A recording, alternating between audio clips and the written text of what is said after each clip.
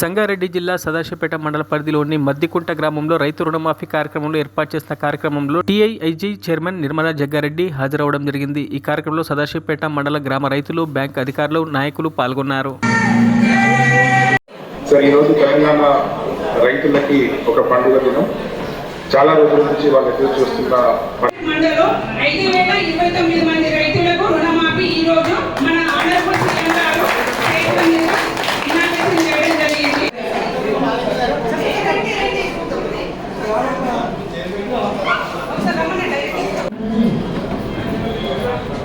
రైతుల రుణమాఫీలో రైతుల పండుగ అని చెప్పుకుంటాం. ఎందుకంటే ముందుగా ఈ కార్యక్రమాన్ని ఏర్పాటు చేసిన అధికారులకు, ఇక్కడ చేసిన కాంగ్రెస్ పార్టీ